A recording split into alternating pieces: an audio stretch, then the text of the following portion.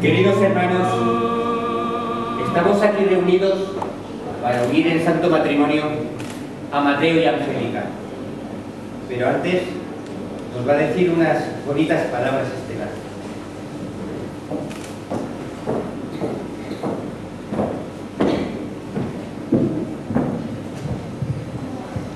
Queridos amigos, en este día tan especial, el más especial de vuestras vidas, quería dedicaros con todo mi cariño un poema escrito por Juan José Parcero.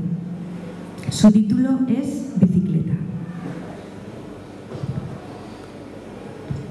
Te he dicho alguna vez, antes o después, sinceramente, de veras, a renglón seguido, que te quiero. Y seguro que de otras maneras principales y sorprendentemente ciertas te lo he dicho 1.000.000 de veces. No como hoy, no como aquí. Sirvan estos versos como encendida declaración de amor, sobre ruedas de amor y sobriedad. Te quiero.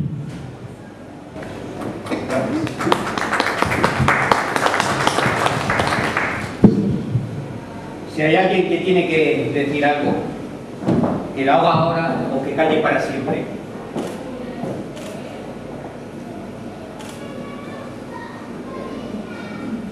Mateo, ¿quieres a Angélica como legítima esposa para amarla y respetarla en la salud y en la enfermedad todos los días de tu vida?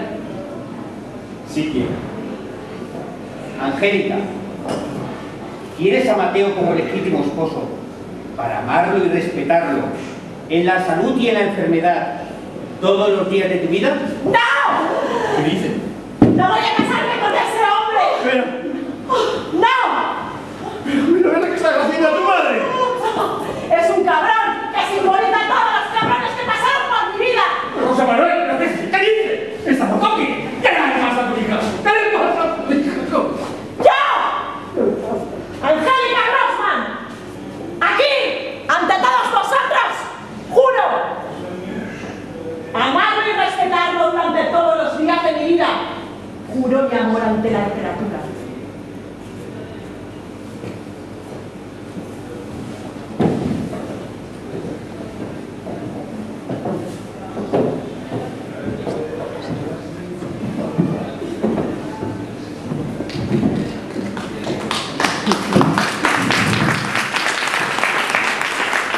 Bueno, en primer lugar, muchas gracias por asistir a la presentación del nuevo libro de relatos de la escritora de Alcolia de Cinca, Chusa Garcés. Y tenéis el privilegio de contemplar una imagen congelada que se ha convertido en tridimensional porque pertenece a uno de los relatos que incluye Amor Blanco Roto, esta nueva sorpresa que nos ha dado Chusa después de su gran éxito editorial Las Pérdidas Rojas hace un año. O sea que en muy poco periodo de tiempo tenemos una escritora fructífera que además nos está ofreciendo pues una literatura de grandísima calidad, que es valiente, reveladora, con una prosa lírica y que, bueno, que realmente consigue lo que es el objetivo de la literatura, que es conmover. Aquí estamos para celebrar, yo creo que el libro es un libro celebratorio, el celebratorio del amor, aunque no es un amor, como el título del libro, no es un amor blanco roto, porque el blanco juega un papel muy importante en todos los relatos. La historia es que hay una neblina ficcional, hay una idea del blanco que va recorriendo todos los relatos, y esa idea pues, viene un poco de Kieślowski. No sé si recordarán ustedes la trilogía del director polaco a Blanco, Rojo y Azul, y esa era un poco la idea de la que parto, ¿no? La idea de hacer 3 libros relacionados como con un eje temático que son los colores. El primero fue Las pérdidas rojas, y todo estaba teñido de rojo, de un rojo intenso, pasional, doloroso, y este cambio totalmente de registro y nos vamos a hablar de cosas blancas. El libro habla del deseo, el libro también habla del amor, y habla de paraísos donde los personajes se encuentran, pero son incapaces de ir más allá del deseo, ¿no? El amor eclosiona porque los personajes van buscando cosas y se encuentran, lo que parece que no hay manera de encontrarse, ¿no? O sea, es un total encuentro-desencuentro, y como en la película de Kieślowski, el libro habla de la incomunicación, de esa incapacidad de los seres humanos de entendernos, porque sí que hay amor, sí que hay deseo, pero los personajes son incapaces de traspasar la frontera, porque siempre hay problemas o hay ideas que no acaban de concluir. Y voy a empezar leyendo el primer relato, que habla del color blanco. Se titula El círculo polar. Nuestro amor fue blanco durante el breve tiempo que vivimos en el círculo polar. Las cosas que no nos dijimos fueron dotando de una tonalidad sucia nuestras fotos, y en algunas instantáneas apareces con el ceño fruncido buscando la mirada cómplice del espectador. Alguien que desde fuera te tendiera una mano para salir huyendo de la mierda que estábamos construyendo. Para mi desgracia, nadie volvió del mundo de los vivos a ayudar.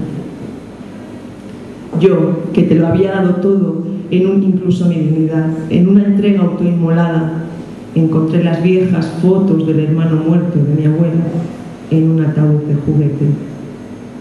Y allí, de pie, con la respiración agónica, tu imagen se me hizo más presente. El féretro contenedor de nuestros abrazos muertos cerraba su tapa. Fados en Lisboa. Bueno, un fragmento que habla y empieza con una frase de Berta Safferman, que es mi alter ego, que contesta la pregunta ¿qué es el amor? Y hoy en este día, San Valentín, nada mejor, ¿no?, que preguntarnos, que hablar sobre el amor. Dice: el amor es un cuerpo donde detener el tiempo y el espacio. Unas veces tú, otras una putada. Y empieza el relato.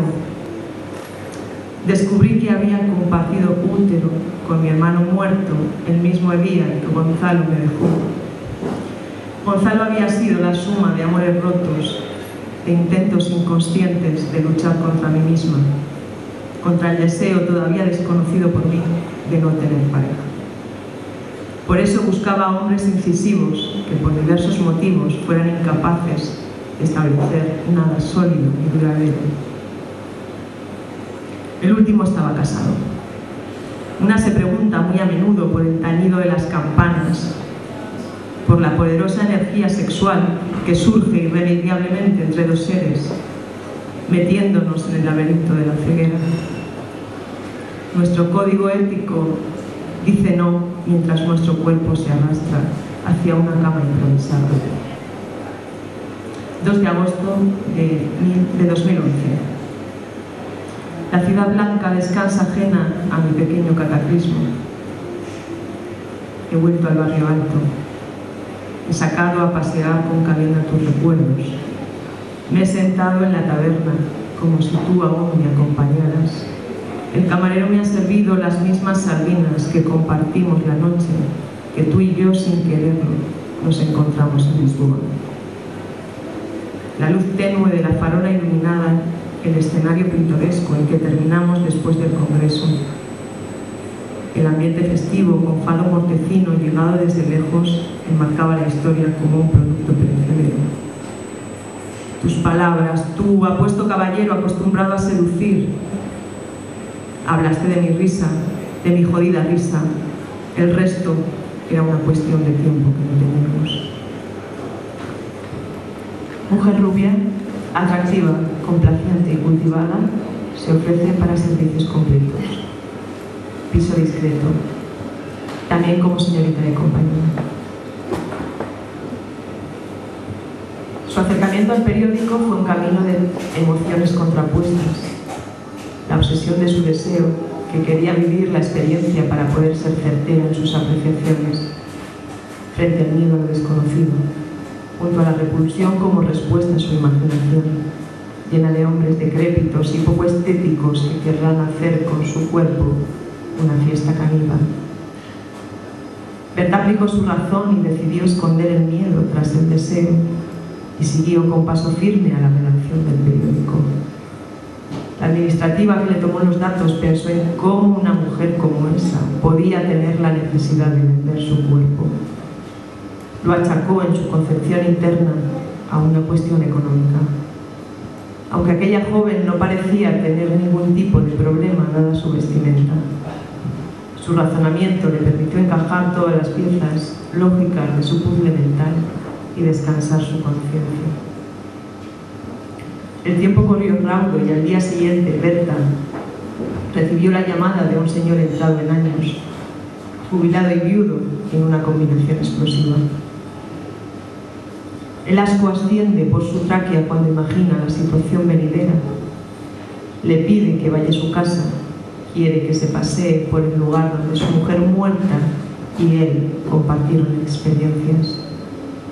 Ella, después de pactar el precio, accede. La noche es una sucesión de fuerzas invisibles. El hombre abre la puerta vestido de general de alta graduación. Berta siente algo corrosivo en su estómago. Está a punto de salir corriendo, pero eso dejaría incompleto su estudio. Así que guarda su repulsa en la caja de las obligaciones impuestas y cruza el umbral de la puerta. La casa es una foto de otro siglo, el suelo verde y las paredes de terciopelo granate, museo del horror de los sentidos. El hombre, preparado para la acción, le pregunta a Berta su nombre. Ella miente con naturalidad. Ahora se llama Nadia. Ese nombre pronunciado por los labios excita al hombre, que la acompaña rápidamente al dormitorio conyugal. La cama y los armarios son una mala imitación del estilo Luis XVI. Las cortinas de terciopelo rojo, todo tiene un aire rancio. Y Berta siente estupor y temblores en sus piernas. Hay una fuerza invisible que le impide ascender a la habitación. Mira con horror la estética y al hombre. El miedo vuelve a hacer acto de presencia y la conmoción la paraliza. Los límites entre la realidad y la ficción, la literatura siempre, el arte juega con los límites, pero para mí la línea que los separa es una línea discontinua y estoy continuamente, valga la redundancia, pasando de un lado a otro, y me gusta jugar con la ficción y con la ficción dentro de la ficción, y por eso creamos la performance que representa uno de los relatos del libro. Fue como darle vida. El grupo Trotamundos, que está aquí aguantando el tipo, también participó en la exposición fotográfica y bueno, salimos un poco, dotamos de vida a lo que es los personajes literarios, a las palabras, porque la literatura no dejan de ser palabras ordenadas, construcciones, ideas de alguien que piensa en la soledad en la intimidad de su cuarto, no delante de un ordenador, de una pantalla, se imagina mundos, se imagina personajes y crea. Pero en este libro, y que con el anterior un poco también lo mismo, lo que quisimos es salir del papel, que los personajes se pudieran tocar, se pudieran ver y se pudieran sentir más allá, en un cuerpo físico. y para eso el teatro nos brindó una posibilidad, y mis amigos, ¿no?, que son el grupo, brindaron una posibilidad fantástica.